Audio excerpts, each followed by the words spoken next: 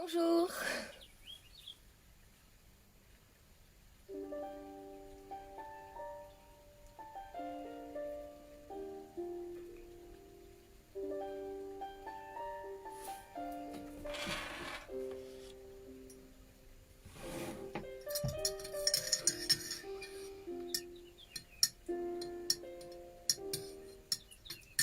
Bonjour.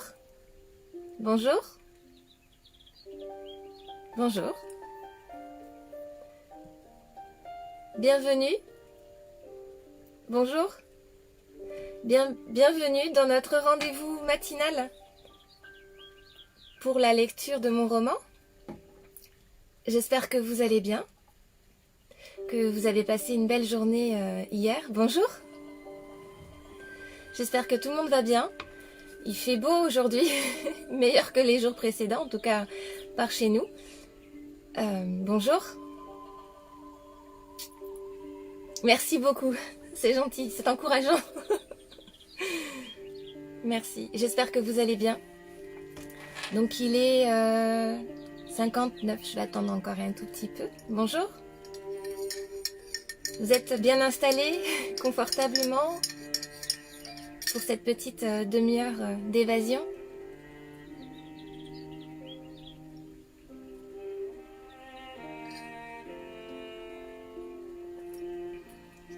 Bonjour.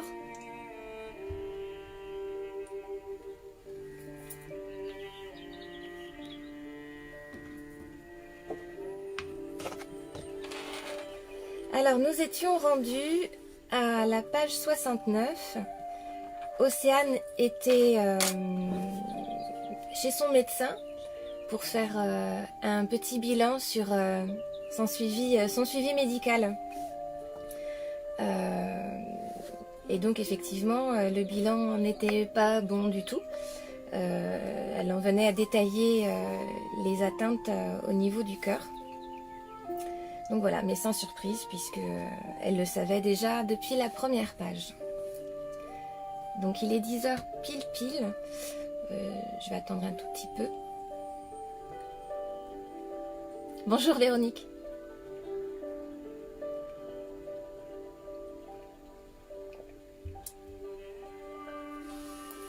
Je sais pas si tout le monde est confiné ou a un emploi du temps assez malléable pour pouvoir être présent le matin ou en télétravail. Mais ça fait plaisir que vous soyez au rendez-vous. Un petit peu plus nombreux chaque jour. Donc comme je disais, que vous l'ayez lu ou pas en fait, hein, c'est une autre manière aussi... je trouve de pouvoir une lecture commune, même à distance, comme ça, je trouve que c'est assez sympa parce que c'est une manière de vibrer, je pense, émotionnellement sur une même fréquence en même temps. Et chacun avec sa propre expérience de lecture et de vie. Donc je vais commencer alors. Donc la dernière phrase lue hier... Les deux dernières, allez, je reprends les deux dernières. En 2 mots, suis foutu. Inutile de préciser que le médecin trouve cela complètement déraisonné d'entrevoir un tel voyage. Mais mon cœur me fait savoir qu'il n'est plus l'heure d'être raisonnable. Le doc essaye de me dire que ce serait dangereux de partir. Dangereux du genre... Vous voulez dire que je pourrais mourir? Lui dis-je sur un ton un peu moqueur, en mode blonde attitude, le sarcasme à son apogée. J'ai senti qu'il n'a pas trop aimé ma plaisanterie. Pourtant, moi, je la trouve plutôt bonne, pas vous? Ce soir, je suis chez moi, tranquillement installée, et je surfe sur le net pour réfléchir à notre périple. Et je dois dire que je serais pas mal tentée de partir vers l'Inde, en passant par le nord de l'Italie, la Slovénie, la Hongrie, la Roumanie, la Bulgarie, la Turquie, l'Iran et le Pakistan. Et enfin, l'Inde et le Népal. Genre, la revanche des 68 arts en retard. En route vers Katmandou.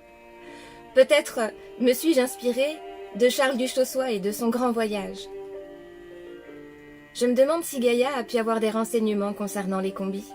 Je sais que ce n'est pas facile d'en trouver en bon état et à bon prix. Les collectionneurs leur ont fait prendre beaucoup de valeur. Je lui envoie un texto pour en savoir un peu plus. Bonsoir Gaïa, j'espère que tu vas bien. J'étais en train d'effectuer des recherches sur le net, d'itinéraires, de blogs de voyageurs, et je me disais qu'un voyage vers l'Inde et le Népal jusqu'à Katmandou serait pas mal. Qu'en penses-tu? Et aussi, je me demandais si tu avais eu des nouvelles de tes amis pour un combi. Je suis pressée de te revoir et de pouvoir enfin commencer les cours de guitare. Je t'embrasse, à très vite, Océane. Hello Océane, tu tombes bien, car justement je voulais t'écrire. Oui, Gasp m'a parlé de 2 combis qui pourraient peut-être convenir. Le premier est un peu cher, mais il est fonctionnel et rafraîchi. Par contre, le deuxième n'est pas cher, avec pas mal de choses à refaire. Ceci dit, Gasp se propose de le remettre à neuf. C'est sa passion, donc il ne prendra pas beaucoup, mais surtout il sera au top. Il changera le moteur, refera les banquettes à notre goût, le mobilier, l'électro, la literie, la carrosserie et tout et tout. Étant sur place, je pourrais l'aider. Tu connais mon goût pour la déco vintage. Du coup, j'espère que tu aimes le rose. En plus, lui et Jérém ont l'habitude de bosser ensemble. Qu'en penses-tu? L'idée de partir à Katmandou, comment dire? Je kiffe le concept Flower Power Girls. Ma mère aurait adoré. N'hésite pas à m'appeler. Et si tu veux venir passer un week-end à l'appart, je pourrais t'emmener voir les garçons, ce serait une bonne chose. Je t'embrasse fort, Gaïa. Super nouvelle. À ce moment-là, je viens le week-end prochain pour te voir, rencontrer les gars et voir ces fameux combis. J'ai déjà hâte d'y être. Au fait, pour moi, tout roule. Mon taf est prévenu. Je devrais être libre d'ici 1 mois et j'ai déjà eu des visites pour la maison. Quant à l'avocat, il est en train de monter le dossier pour le soumettre au juge. Et la dernière bonne nouvelle, c'est que je garde mon meublé jusqu'à mon départ. Du coup, tu peux arriver quand tu veux. Je suis certaine qu'il te plaira. Bien qu'il n'y ait pas trop de rose dans la déco. Je t'embrasse et à très très vite. Ok. Ah oui, super tout ça, c'est dingue comme tout se goupille bien. Quand on fait les bons choix, n'est-ce pas? Ton petit ange gardien veille sur toi, c'est indéniable. J'ai aussi hâte d'être au week-end prochain. À très vite, ma Louisette. Elle a raison. Tout se goupille bien pour l'instant. C'en est même presque inquiétant.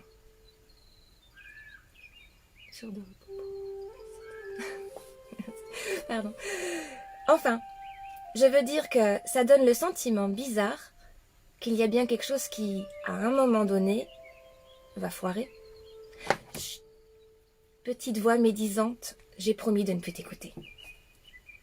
Il se fait tard. Je vais donc aller me coucher et demain j'irai acheter quelques fournitures pour m'organiser. Un carnet de notes, un grand cahier à spirale, un agenda, des stylos. Il va falloir que je fasse un échéancier des procédures à lancer avant le départ. La fameuse to-do list. Comme les permis de conduire internationaux, les passeports, les visas s'il en faut, vaccination, puis un carnet de route, des itinéraires et cartes à commander. Le sommeil me gagne. Je verrai cela demain. C'était un beau lapsus. Bref. Samedi 24 novembre. Jour 16. La chanson. Ce matin, je me suis levée de bonne heure pour aller acheter mes fournitures. Une vraie rentrée scolaire. Cahier, stylo, crayon de papier, bloc-notes, règles, post-it, cahier à spirale, crayon de couleur, agenda, une sacoche, une trousse, un porte-vue et un album photo. Ensuite, j'ai commandé des cartes des pays à traverser. J'ai mangé un morceau et j'ai de suite eu envie et l'inspiration d'écrire. C'est comme ça, tout simplement, qu'est née la première chanson. Vos sourires arc-en-ciel. Nous venons vous conter notre histoire d'amitié. Quand Gaïa et moi nous nous sommes croisés, un projet fou commun naturellement est né, de 2 âmes sœurs aux cœurs affamés. On a déguisé notre drôle de voiture pour se lancer dans cette belle aventure. Poussés par la musique, notre passion, on vient vous partager notre chanson. Enfants du monde, enfants du soleil, enfants de la terre qui nous éveillent, vos yeux avec la douceur du miel dessinent vos sourires arc-en-ciel. De la France, on ira jusqu'au Népal. On fait de notre voyage un grand bal. On danse, on chante et on se régale. De votre rencontre, on a la fringale. On va en Italie, Slovénie, Hongrie, Roumanie, Bulgarie et puis en Turquie, passant par l'Iran et le Pakistan, l'Inde et le Népal. Enfin, si on a le temps. Enfants du monde, enfants du soleil, enfants de la terre qui nous éveille, vos yeux avec la douceur du miel dessinent vos sourires arc-en-ciel. Je dis si on a le temps parce que mon cœur est fatigué. Il paraît qu'un jour bientôt il va s'arrêter. Mais c'est alors qu'à mon oreille, il s'est confié. Il m'a dit qu'avant il voulait vous rencontrer. C'est pour ça qu'avec notre drôle de voiture, on s'est lancé dans cette belle aventure. De la France, on ira jusqu'au Népal. Et tant pis si mon cœur s'emballe. Enfants du monde, enfants du soleil, enfants de la terre qui nous éveille, vos yeux avec la douceur du miel dessinent vos sourires arc-en-ciel. Quand on sera rendu à Katmandou, on saura bien que c'est grâce à vous.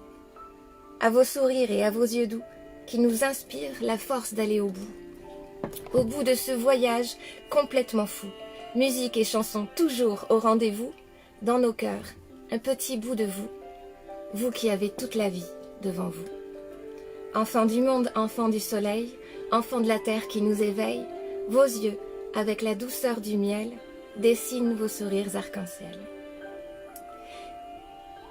Voilà, et le premier dessin qui l'accompagne pour faire la couverture du cahier de route.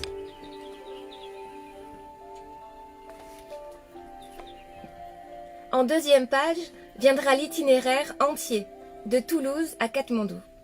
Et en troisième page, la to-do list avec son échéancier. Quel pied je prends à faire tout ça! Je me sens vibrer au plus profond de moi-même, inspirée comme jamais je ne l'ai été, vivante et sans frontières. Je me sens libre de vivre et surtout en toute légitimité, comme si la mort en personne m'avait donné la vie. Je viens bientôt te chercher, mais en attendant, je te fais un don. Je t'offre la volonté et le courage de vivre. Je te rends les clés que tu as perdues pour ouvrir les portes que tu as construites. Me dirait-elle, car c'est bien connu, nous avons tous en nous les clés de notre prison. La sonnerie de mon portable me ramène à la réalité. C'est la notification d'un message vocal. C'est bizarre, car je n'ai pas entendu le téléphone sonner. C'est une des agences immobilières qui me dit que le deuxième couple avec la femme enceinte voudrait revenir voir la maison la semaine prochaine, accompagnés de leurs parents. Ils sont apparemment très intéressés. Je pense que je vais devoir en parler à Laurent pour qu'il commence à chercher une maison ou un appartement.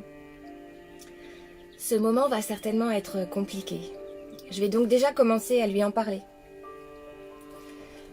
Bonjour Laurent, je t'écris pour faire suite à la mise en vente de la maison. Et il se trouve qu'un des couples qui sont venus vendredi dernier est très intéressé et souhaite refaire une visite. Je pense aussi que tu as dû recevoir les papiers de l'avocat concernant la séparation de corps. Je propose que l'on se voit autour d'un café pour en parler. Demain ? Voilà une bonne chose de faite. Mais le plus difficile n'est pas encore passé. Je n'arrive pas à décider du bon moment ni de la bonne manière de parler aux enfants de ma santé. Il va bien falloir pourtant. Mais je crains tellement leur réaction. Bonjour Océane. Oui, j'ai reçu les papiers. Je ne te comprends pas. Je ne te reconnais pas. Je ne sais plus qui tu es. Les enfants m'ont parlé d'un voyage. Vendre la maison pour un voyage? Je trouve ça très égoïste et complètement irresponsable. J'ai effectivement mon mot à dire. Alors oui, on se voit demain. Au moins, il a répondu. Je vais lui proposer d'aller au café au bas de chez nous vers 10h. Un endroit neutre et avant midi. Comme ça, j'aurai l'alibi pour partir sachant que j'ai des enfants à manger. Rendez-vous à 10h au café du bas de la rue. À demain. Cette journée est encore très vite passée. Je me mets au lit avec plein d'images et de projections de voyage.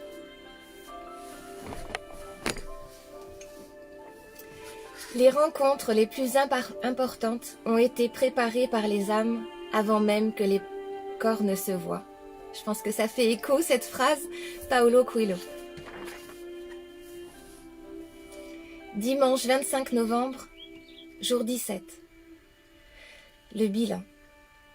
Allez, déjà 9h, je me prépare. J'enfile un jean, un chemisier, des baskets et je me fais un bon café, en me disant que peut-être il me faudrait arrêter ou diminuer ma consommation de caféine pour mon cœur. Je stresse un peu de revoir Laurent. Je ne veux pas que nous nous disputions. Je me gare pas loin et jette un œil pour voir si je l'aperçois par la vitrine du café. Oui, il est déjà installé, à une table. Bon, je respire un grand coup et pousse la porte. Perdu, une chance sur deux, fallait tirer. Je suis sûre que vous vous dites que cela vous arrive tout le temps. Merci d'acquiescer, je me sentirai moins seule. Bref, j'approche. Il se lève, et là, la question stupide que je me pose à cet instant, c'est... Merde, je lui serre la main? Je lui fais la bise? Je l'embrasse? Je fais quoi? Bon, au pire, je ne fais rien. Oui, un bonjour fera l'affaire. Bonjour. Bonjour. Un café, s'il vous plaît. Tu en veux un autre? Ok. Alors, 2 cafés, s'il vous plaît. Alors, comment tu vas? Tu t'en sors bien avec les enfants? Et je t'en remercie. Il sourit de manière pincée et me répond. M'as-tu laissé le choix? Bon, dis-moi, c'est quoi ton délire de voyage? Pourquoi ne m'en as-tu jamais parlé? Ce n'est pas un délire, mais un projet. Et comment pouvais-je t'en parler? Rappelle-moi, c'est quand notre dernière vraie discussion? C'était quand la dernière fois que tu t'es intéressé à moi? À mes doutes, mes peurs, mes envies, mes goûts, mes désirs. Ok, c'est bon, j'ai compris. Et cette fille dont les enfants m'ont parlé, c'est qui? Ça serait pas elle qui t'aurait monté la tête? Non, elle n'y est pour rien. C'est mon projet, et c'est mon idée. Et ton travail, t'y penses? Et après, hein? Tu feras quoi après? Après avoir tout détruit derrière toi? Mais je ne détruis rien. Je nous sauve, au contraire. Et mon travail, je m'en suis occupée. Au fait, pour la maison, je pense que la vente est bien partie. Alors il faudrait que tu cherches autre chose pour vous. Les enfants voudraient rester dans le quartier. Je pourrais vous aider à chercher. Tu ne changeras pas d'avis, hein? Mais rien ne presse, franchement. On a peut-être besoin de temps. On s'est perdu, mais... Je ne sais pas, on peut peut-être voir quelqu'un. Enfin, je veux dire... La maison, Océane, toutes ces années. Ces 5 dernières années ont été pour moi une descente aux enfers. À te regarder m'éviter, me fuir, me mentir, dans l'indifférence la plus totale. Alors, je ne te jette pas la pierre. J'ai ma part de responsabilité, car je t'ai regardé, oui, je t'ai observé t'éloigner, sans rien faire, ni réagir. Et puis, après c'était trop tard. Je t'avais déjà perdu. Peut-être pas. On a besoin de temps. Peut-être qu'on va la traverser, cette crise. Je suis désolée, crois-moi. Mais du temps, j'en ai pas. L'émotion me rattrape. Je sens ma gorge se nouer et mes yeux prêts à faire le grand plongeon. Je peux percevoir dans le même instant une profonde angoisse dans le regard de Laurent. Il a d'un seul coup le regard inquiet et terrifié d'un enfant qui viendrait de se perdre dans la foule et dont les parents auraient disparu. Explique-toi, Océane. Je t'en prie, tu m'inquiètes là. J'ai un problème au cœur, tu le sais. Eh ben, ça fait 2 mois que ça évolue. Vite, ça se dégrade. Et donc, il faut te soigner. Et toi, tu décides de voyager, de fuir, quoi. Tu laisses tout tomber, du coup. Non, t'as pas compris. Le doc, il a dit, il n'y a rien à faire. Alors tu vois, oui, je pense que j'ai le droit d'être égoïste et de réaliser quelques rêves. Pour nous, c'est trop tard. Alors je nous libère. Mais je pourrais prendre un congé et... Non, Laurent, je t'en prie, tu ne me dois rien. Si tu veux vraiment m'aider, laisse-moi partir. Et il t'a dit quoi d'autre, le doc? Eh ben, qu'il ne pourrait pas vraiment savoir. Cela peut prendre entre 8 et 12 mois à cette vitesse. Mais je peux très bien faire un AVC dans 2 semaines. Alors, ce temps qu'il me reste, je veux le vivre à 200 à l'heure. J'ai besoin d'évasion, de rencontres, de liberté, tu comprends? C'est dingue. Comme la situation est ironique. Car je pense qu'il ne m'avait pas regardé avec ces yeux-là depuis une bonne dizaine d'années. À l'époque où j'étais encore folle, drôle, sexy et spontanée. Mais non, en fait, je n'ai pas changé. J'étais juste éteinte. Et maintenant, plus qu'une flamme, c'est un grand feu de joie qui ravive mon cœur malade et fait jaillir des étincelles dans mes yeux qui brillent de leur lumière d'antan. Et les enfants? Quand vas-tu leur parler? Comment crois-tu qu'ils vont apprécier le fait de devoir te dire au revoir sans savoir si oui ou non ils te reverront? Tu te rends compte un peu de ce que tu nous demandes? Oui, je me rends parfaitement compte. Mais j'ai été là pour vous pendant presque 17 ans. Et je crois que je me suis rarement plainte. Je ne vous ai jamais rien demandé. Vous êtes tous tellement tournés sur vous-même depuis quelques années que vous ne vous rendez même pas compte la plupart du temps que je suis là. Vous venez me trouver si vous avez besoin d'un service. Sinon, vous ignorez jusqu'à ma présence dans la maison. Je sais qu'ils auront de la peine et je passerai du temps avec eux avant de partir. J'ai surtout beaucoup de mal à amener le sujet. Ce n'est pas facile pour moi non plus, je t'assure. Je me doute bien. Écoute, je suis un peu sonnée, je trouve plus les mots. J'avoue que je comprends mieux, même si tout ça me semble complètement dingue. Du coup, oui. Et la maison. Eh ben, en fait, le dernier couple qui est venu la visiter est intéressé et souhaite revenir la visiter avec leurs parents. Alors, si jamais il s'avère qu'ils la prennent, il vous faudra rapidement chercher un autre logement, maison ou appartement, achat ou location, à toi de juger. Je t'avoue que je n'y avais vraiment pas pensé. Je pensais pouvoir te raisonner, à vrai dire. Je pense qu'il devrait nous rester, après avoir payé les frais et autres dépenses, environ 100 000 € chacun. De quoi quand même se retourner. Et pour toi, les meubles et tout ce que nous possédons en commun, je te laisse tout. Et je n'ai pas demandé le divorce, mais je comprendrais si tu souhaites entamer les procédures. Bien que... Je sais que ce n'est pas drôle, mais pour l'instant, nous pourrions rester juste séparés. Car si je venais à partir plus tôt... Enfin, tu sais, quoi, l'assurance vie, elle te reviendrait pour les enfants. Alors t'as vraiment pensé à tout, hein? Mais qu'est-ce que je suis con. J'ai rien vu venir. Je suis con, putain. Merde. Et voilà. Ce que je ne voulais surtout pas est en train de se produire. Laurent craque et se met à pleurer. Non, pas ça. Je lui prends alors les mains. Arrête, ce n'est pas ta faute, ok? Je te l'ai dit, c'est aussi la mienne, c'est la vie, c'est comme ça, on n'y peut rien. Alors, tâchons de faire de notre mieux pour le futur, car on ne changera pas le passé. Mais je ne veux pas divorcer, Océane. Je suis tellement désolée. Mais oui, t'as raison, je suis le roi des cons. J'ai pensé qu'à moi tout ce temps, je t'ai tellement mal aimé. Et pourtant, je t'aime. Chut, s'il te plaît. Lui dis-je en portant mon doigt sur ses lèvres. Chut, ne dis plus un mot. Ça rendrait les choses beaucoup trop difficiles, s'il te plaît. Alors si tu m'aimes, aide-moi, lui dis-je en me levant et en m'approchant de lui. Je me mets derrière lui et pose délicatement mes mains sur ses épaules, me baisse et viens l'embrasser sur la joue pour lui dire au revoir. Il pose alors ses mains au-dessus des miennes, sans se retourner. C'est entendu. Je t'aiderai. Je ferai la visite et je signerai tous les papiers qu'il faut. Ne t'en fais pas pour ça. S'il te plaît, tiens-moi au courant.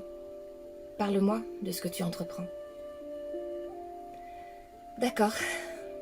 Je compte créer un blog avec l'avancement de notre projet au fil des jours. Ainsi, tu pourras suivre. Et puis, tu as mon numéro, s'il y a un souci avec les enfants. Ok. À bientôt alors. Oui.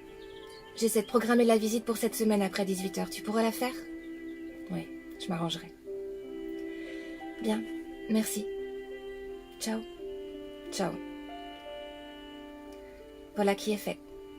Je sors de ce café la boule au ventre, mais quand même réellement soulagée que ça se soit bien passé. Ma petite voix me murmure des choses que je me refuse d'écouter, du genre « Tu vois qu'il t'aime, pourquoi ne pas lui donner une deuxième chance ?» Et moi, hein? Qui va me la donner, ma deuxième chance? Non. Je dois avancer. Je me dis que maintenant que j'ai commencé à parler de ma santé, je pourrais bien continuer à midi sur ma lancée avec les enfants. Nous pourrions après le repas nous poser devant mon carnet de route et là je pourrais leur dire. Il est 11 h 30. Quand je passe la porte de mon appartement, j'ai une petite demi-heure pour préparer le repas. Alors du coup, je crois que ça sera un succulent jambon puré. Nul doute qu'ils apprécieront au moins autant que les macaronis au fromage. Ils sont arrivés à 12h30. Nous avons pris un petit apéritif avant de passer à table. Le repas s'est bien déroulé. Ils m'ont raconté leur fin de semaine. Lilou est allé chez son amie Anna hier. Et Lenny, fidèle à lui-même, il serait parfait dans le rôle de Maître Yoda. Je décide donc, après le repas, de suivre mon plan. Alors nous nous installons sur le clic-clac et je leur sors mon carnet de route, fière de lire ma chanson et de leur montrer l'idée que je me fais du van. Ils sont emballés. Et les questions qui vont m'aider à amener le sujet arrivent. Waouh! C'est géant, mais c'est un très long voyage. Tu vas devoir partir super longtemps. Combien de temps? Interroge Lilou, l'air un peu inquiet. Et c'est pas un peu dangereux l'Europe de l'Est? L'Iran, le Pakistan, c'est chaud quand même. 2 femmes seules. T'as pas peur? Je crois que c'est bel et bien le moment, en effet.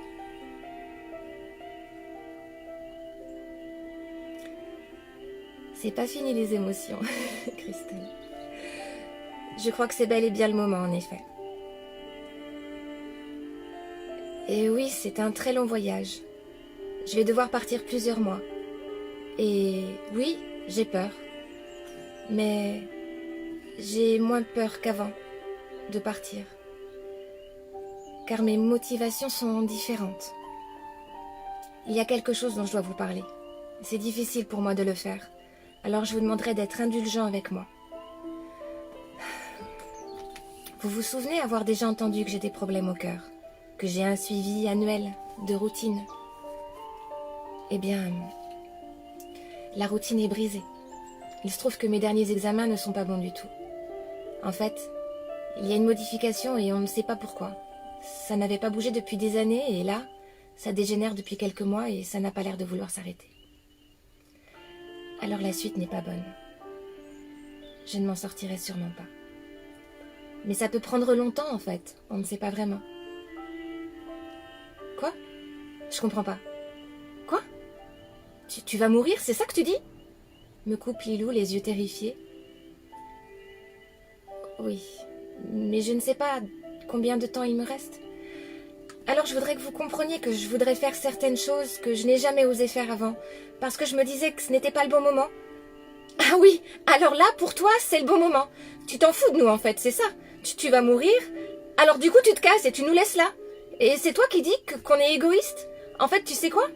Je crois qu'il avait raison, papa, de se barrer. Tu vaux vraiment pas le coup. Lilou, attends, reviens. Non, je n'ai pas eu le temps de réagir que Lilou était parti, claquant la porte de l'appart.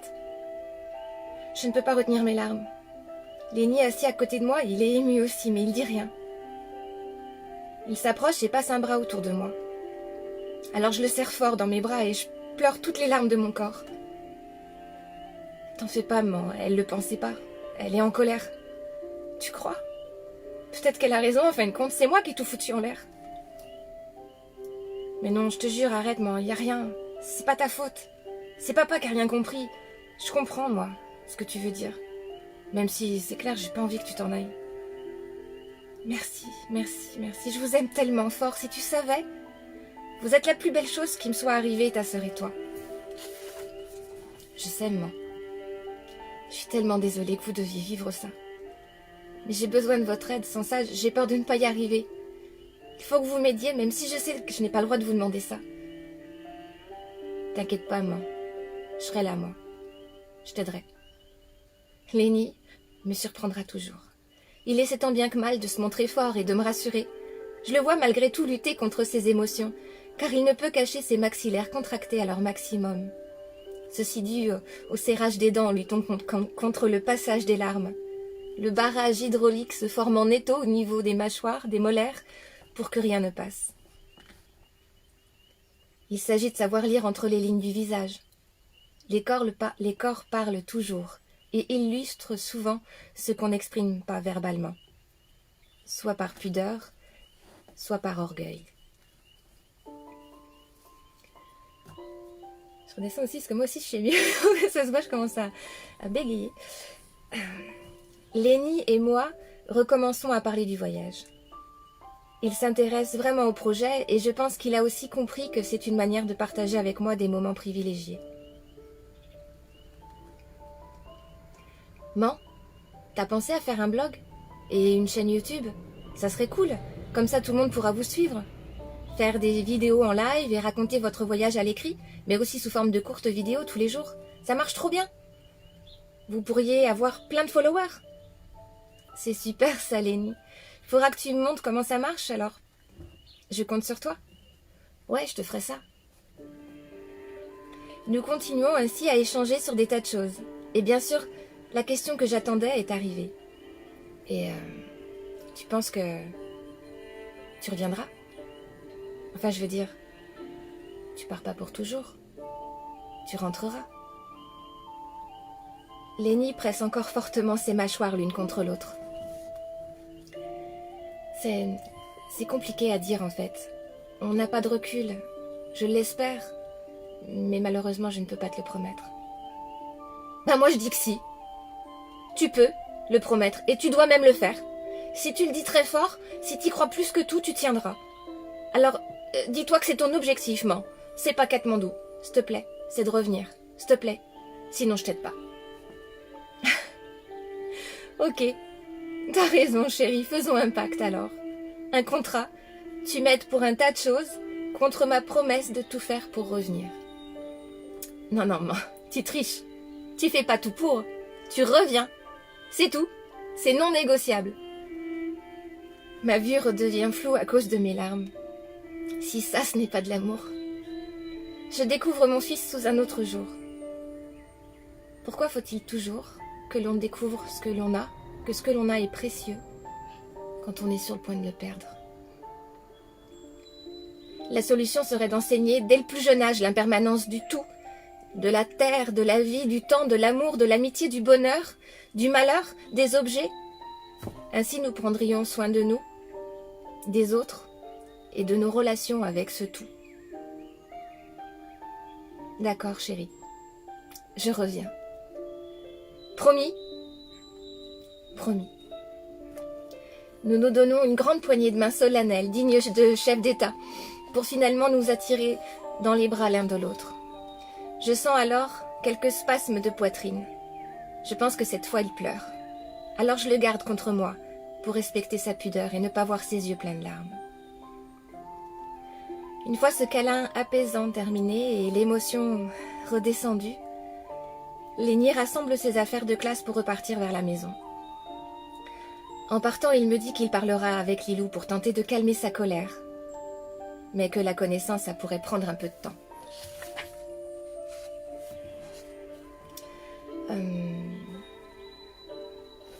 Je vais continuer. Je continue, vous avez un tout petit peu de temps? Une page? Bon, allez, je continue. Aussi, je me dois justement de vous raconter en parallèle ce qui se passe du côté de Laurent. Quand Lilou est arrivée à la maison, en jetant son vélo au sol, elle a couru dans sa chambre, allumé son poste à fond pour s'écrouler sur son lit et étouffer ses pleurs dans son traversin. Laurent, qui était dans son bureau au même étage que la chambre, a compris instantanément ce qui était en train de se passer. Il est allé à la porte de sa chambre. « Lilou, ouvre-moi s'il te plaît. Lilou, allez, je dois te parler. »« Non, je peux pas. »« Si, tu peux, allez, ouvre-moi. »« Non !»« Lilou, dépêche-toi, ouvre cette porte. » Lilou se décide à ouvrir la porte et se jette dans les bras de son père et pleure tout ce qu'elle peut.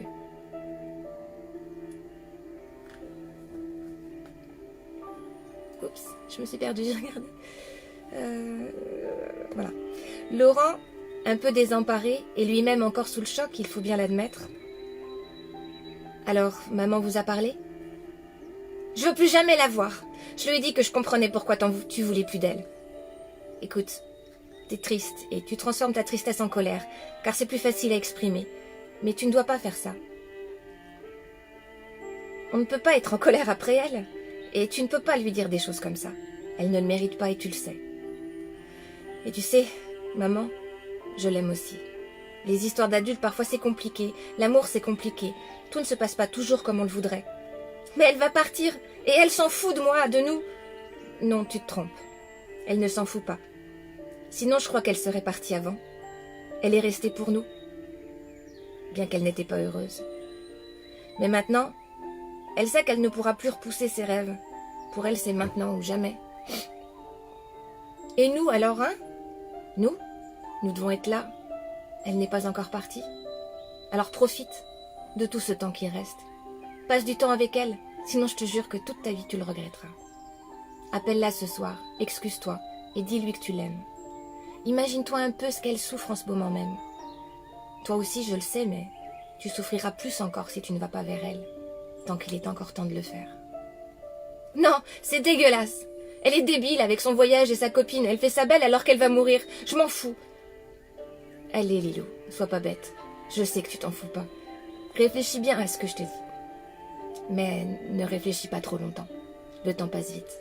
Alors ne le gâche pas. Il y a des choses que l'on ne peut pas changer. Alors il faut s'adapter, même si parfois ça nous oblige à faire des sacrifices. Une chose est sûre, c'est qu'on ne revient pas en arrière. Et ça, je suis le premier à en faire la triste expérience. Et sache que moi aussi, je suis triste et en colère aussi. Mais en colère après moi. Pas après elle. Oh non, non. Non, pas après elle. Pourquoi t'es en colère après toi? Parce que je regrette d'être passée à côté de beaucoup de choses. Je regrette d'avoir été aussi égoïste, de ne pas avoir été là pour vous et pour elle. Bref, comme elle a dit, on ne peut pas changer le passé. Ce qui est fait est fait. Je vais réfléchir, je l'appellerai plus tard.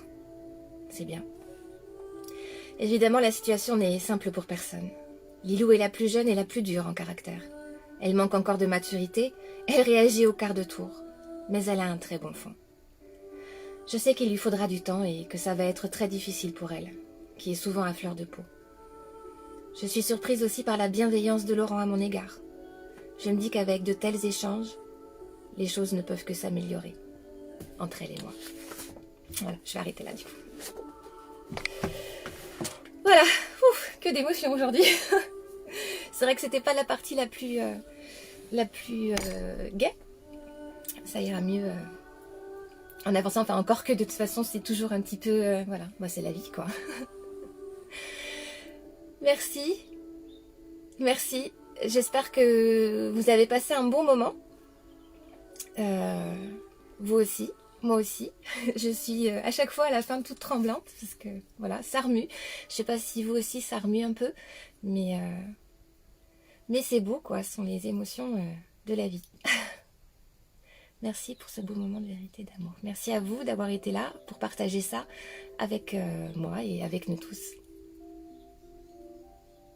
Merci. Eh bien, me reste à vous souhaiter une belle journée, un beau retour à vos activités respectives en cette période un peu compliquée, mais c'est toujours plaisant cette petite parenthèse, je trouve, du coup, que nous prenons ensemble. Merci, oui. Bah, je suis moi-même émue, donc c'est un peu logique. Du coup, c'est ça l'idée de vibrer en même temps, en fait. Je vous partage, voilà, ce que ça peut remuer et je reçois, même si c'est à distance, le fait que vous m'écoutiez. Oh, Béatrice, bonjour, ça me fait plaisir que tu aies été là. Merci beaucoup, belle journée à vous aussi. Et puis, rendez-vous demain. Profitez du soleil, je pense qu'il va être là aujourd'hui, j'espère.